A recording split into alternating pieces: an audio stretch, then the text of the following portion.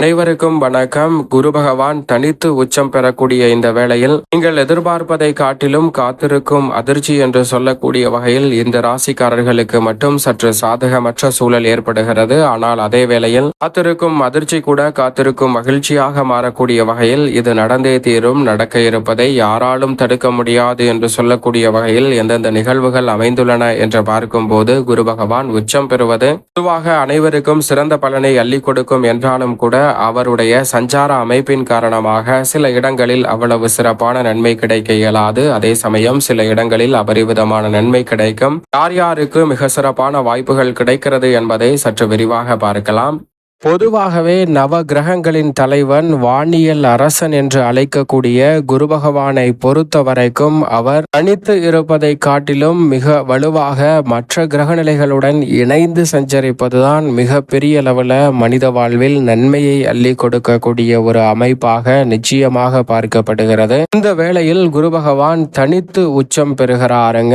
தனித்து உச்சம் பெறும் குருவால் காத்திருக்கும் அதிர்ச்சி இது நடந்தே தீரும், யாராலும் தடுக்க முடியாது என்று சொல்லக்கூடிய வகையில் எந்தெந்த நிகழ்வுகள் அமைந்திருக்கின்றன என்று பார்க்கும்போது உறுதியாகவே நவ கிரகங்களிலே தோஷமற்றவர் என்று சொன்னால் அது குரு பகவான் மட்டும்தான். அது மட்டுமல்லாது குரு பகவான் சில கிரக நிலைகளை பகை கிரகங்களாக தனது பார்வையில் பார்த்தாலும் அந்த கிரகம் உட்பட எந்த ஒரு கிரகமுமே குரு பகவானை பகை கிரகமாக பார்ப்பதில்லை. என்றால் குரு பகவானை நட்பு கிரகமாகவோ சம கிரகமாகவோ மட்டும்தான் அனைத்து கிரக நிலைகளும் பார்க்கின்றன. எனவேதான் குரு தனித்து வலம் வருவதை காட்டிலும் மற்ற கிரகநிலைகளுடன் இணைந்து வலம் வரும்போது பூவுடன் சேர்ந்த நாரும் மணக்கும் என்று சொல்வது போல் குருவுடன் இணையும் மற்ற கிரகநிலைகளாலும் தோஷம் நீங்கி அபரிவிதமான வளர்ச்சி உறுதியாகவே மனித வாழ்வில் கிடைக்கும் என்பதுதான் யதார்த்தமான உண்மை. ஆனால் இந்த வேளையில் தனித்து உச்சம் பெறுகிறாருங்க குரு பகவான். இது நிச்சயமாக சற்று சாதகமற்ற அமைப்பாக பார்க்கப்படுகிறது. எனவேதான் காத்திருக்கும் அதிர்ச்சி என்று சொல்லக்கூடிய வகையில் சில சந்தர்ப்பங்கள் அமைவதற்கான சூழல் உண்டு. ஆனால் அதே வேளையில் அவர் உச்சபலம் பெறுவதால் அவையை நன்மை நிறைந்தவையாக மாற்றிக் கொடுக்கக்கூடிய முதன்மையான சந்தர்ப்பத்தை உருவாக்குகிறார். எனவே தவறவிடாமல் இந்த தருணத்தை திட்டமிட்டு நுட்பமாகவும் நுணுக்கமாகவும் பயன்படுத்திக் கொள்ளுங்கள். மிகப்பெரிய அளவிலான அசூர வளர்ச்சி நிறைவாக உங்களை தேடி வரும். பொதுவாக குரு பகவான் நீச்சம் பெற்றிருப்பது சாதகமற்ற அமைப்பு. ஆனால் அவர் ஆட்சி பலம் பெறுவது வரவேற்கத்தக்க அமைப்பு. அதைவிட உச்சபலம் பெறுவது மிகப்பெரிய அளவில் வரவேற்கத்தக்க அமைப்பாக பார்க்கப்படுகிறது. இந்த வேளையில் அவர் வக்ரகதியில் திரும்புவதற்கு பதிலாக தனது சொந்த நட்சத்திரத்தில் மிகவும் வலுவாக அதிசாரமாக உச்ச ராசியில் உச்சம் பெறுகிறார். எனவே குரு பகவான் உச்சம் பெறுவது மிகப்பெரிய அளவில் வரவேற்கத்தக்க ஒரு சிறந்த அமைப்பு. நிறைந்த நன்மையையும் முன்னேற்றத்தையும் உறுதியாகவே மனித வாழ்வில் ஏற்படுத்தி கொடுக்கும் என்று சொன்னாலும் கூட அவர் தனித்து வலம் வருகிறார். அவ்வப்போது சந்திரன் ஒருவரோடு மட்டும்தான் இணைகிறார். எனவேதான் கூடுதல் கவனமும் விழிப்புணர்வும் நிச்சயமாக தேவை. ஆனால் சந்திரன் ஆட்சி பலம் பெற்று குருவுடன் இணையும் போது குரு உச்சபலம் பெற்றிருக்கிறார். எனவே அவ்வப்போது இணைந்தாலும் கூட அபரிவிதமான வளர்ச்சி குரு சந்திர யோகத்தின் காரணமாக உறுதியாகவே உங்களை தேடி வரும். எனவே காத்திருக்கும் அதிர்ச்சியை கூட காத்திருக்கும் மகிழ்ச்சியாக மாற்றிக்கொள்ளக்கூடிய நல்ல பல வாய்ப்புகளும் சந்தர்ப்பங்களும் இந்த வேளையில் அபரிவிதமாகவே உங்களை தேடி வரும். எனவே திட்டமிட்டு நுட்பமாகவும் நுணுக்கமாகவும் மற்ற நிதானமாகவும் செயல்படுத்த முயற்சி செய்தால் தனித்து உச்சம் பெறும் குருவால் ஏற்படும் காத்திருக்கும் அதிர்ச்சி கூட காத்திருக்கும் மகிழ்ச்சியாக உறுதியாகவே மாறக்கூடிய வாய்ப்பும் சந்தர்ப்பமும் இந்த வேளையில் நிச்சயமாக உங்களை தேடி வருகிறது என்பதுதான் யதார்த்தமான உண்மை. அது மட்டுமல்லாது பொதுவாகவே குரு பகவான் மிகவும் அபரிவிதமான நன்மையை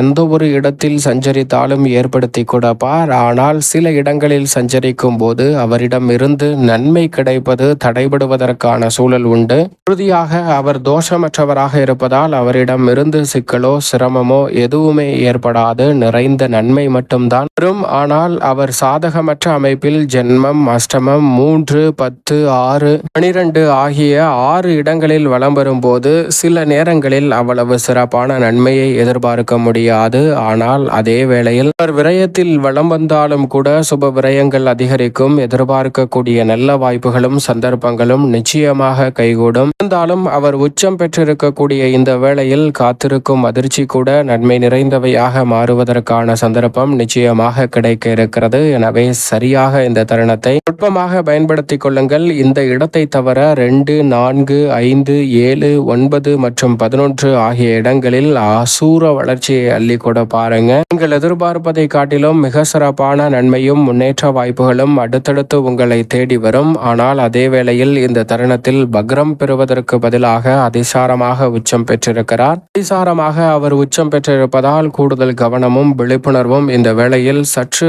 அதிகமாக தேவைப்படுகிறது என்பதுதான் யதார்த்தமான உண்மையாக பார்க்கப்படுகிறது. எனவேதான் காத்திருக்கும் அதிர்ச்சி என்று சொல்லக்கூடிய வகையில் பல போட்டிகளும் பொறாமைகளும் அதிகமாக சந்திக்கக்கூடிய சூழலாக பார்க்கப்படுகிறது. நிதானத்துடன் செயல்படுவது நல்லது. இது மட்டுமல்லாது குரு பார்க்கின் கோடி நன்மை என்று சொல்வார்கள். குருவின் பார்வை கிடைத்தாலே போதும் பல தோஷங்களும் சிரமங்களும் சிக்கல்களும் விலகி மனித வாழ்வில் மகிழ்ச்சியும் மனநிறைவும் அபரிவிதமாக கிடைப்பதற்கான சந்தர்ப்பம் நிச்சயமாக கிடைக்கும். அப்படி பார்க்கும்போது இந்த வேளையில் குரு பகவானின் பார்வை பல்வேறு இடங்களை வலுப்படுத்துவதால் உச்சம் பெற்ற அமைப்பில் வலுப்படுத்துவதால் நிறைந்த நன்மையும் முன்னேற்றமும் நிச்சயமாக உங்களை தேடி வருகிறது. காத்திருக்கும் அதிர்ச்சிகள் அனைத்தும் காத்திருக்கும் மகிழ்ச்சியாக மாறும் இனிமையான தருணமாக மாற்றிக் கொடுக்கிறார். எனவே குரு பகவானின் அமைப்பை சரியாக பயன்படுத்திக் கொள்வது உங்களுடைய கையில்தான் இருக்கிறது. சற்று விழிப்புணர்வுடன் செயல்பட்டால் நிறைந்த நன்மையும் மிகப்பெரிய அளவிலான அசூர வளர்ச்சியும் நிறைவாக நிச்சயம் உங்களை தேடி வரும். குரு பகவான் முழு சுபகிரகமாகவும் தோஷமற்றவராகவும் இருக்கிறார். அவருக்கு பொதுவாகவே அதிசார இயக்கமும் வக்ர இயக்கமும் பாதிப்பை ஏற்படுத்தாது என்பதால் காத்திருக்கும் அதிர்ச்சி கூட பெரும்பாலும் காத்திருக்கும் மகிழ்ச்சியாக மாறுவதற்கான சூழல் நிறைவாக கிடைக்கிறது. ஆனால் இந்த வேளையில் காத்திருக்கும் அதிர்ச்சி என்று சொல்லக்கூடிய வகையில் அதிசாரமாக வந்தாலும் ஜென்மத்திற்குள் வருகிறார். எனவே கடகராசிக்காரர்கள் அதிக கவனத்துடனும் விழிப்புணர்வுடனும் செயல்பட வேண்டும். எடுத்தோம் கவிர்த்தோம் என்று செயல்படுவது, நான் பிடித்த முயலுக்கு 3 கால் தான் என்று வாதாடுவது போன்றவற்றை தகர்க்க வேண்டும். பிடிவாத குணங்களை விட்டு செயல்படுவது நல்லதாக அமையும். கடகராசிக்காரர்களுக்கு சிம்மராசிக்காரர்களுக்கு எதிர்பாராத வீண் விரய செலவுகள் அதிகரிக்கலாம். ஆனால் அவற்றை சுப விரயங்களாக மாற்றக்கூடிய சந்தர்ப்பம் காத்திருக்கும் அதிர்ச்சியை காத்திருக்கும் மகிழ்ச்சியாக மாற்ற முடியும். சிம்மராசிக்காரர்களுக்கு ரிஷபராசிக்காரர்களுக்கு அலைச்சல் சிரமம் அதிகரிக்கும். ஆனால் தைரியமும் துணிச்சலும் அதிகரிக்கும். காரிய வெற்றி உறுதியாக கிடைக்கும். எனவே அலைச்சல் சிரமம் பணிச்சுமை போன்றவை அதிகரித்தாலும் காத்திருக்கும் அதிர்ச்சி என்று சொல்லக்கூடிய நிகழ்வுகளை காத்திருக்கும் மகிழ்ச்சியாக மாற்றக்கூடிய அமைப்பு ரிஷபராசிக்காரர்களுக்கு உறுதியாக கிடைக்கிறது. தொழில் ஸ்தானத்தில் குரு அமர்வதால் மிகப்பெரிய அளவுல பணிச்சுமை அலைச்சல் அதிகரிக்கும் துலாம் ராசிக்காரர்களுக்கு. ஆனால் தொழில் ரீதியாக அபரிவிதமான லாபத்தை உருவாக்கி கொள்ளக்கூடிய நல்ல யோகம் நிறைவாக கிடைக்கும். சரியாக பயன்படுத்திக் கொள்ளுங்கள். தனுசு ராசிக்காரர்களுக்கு ராசியின் அதிபதியாக இருந்தாலும் அவர் அஷ்டமத்தில் அமர்வதால் சற்று கவனத்துடன் இருப்பது நல்லது. உடல் நலத்தில்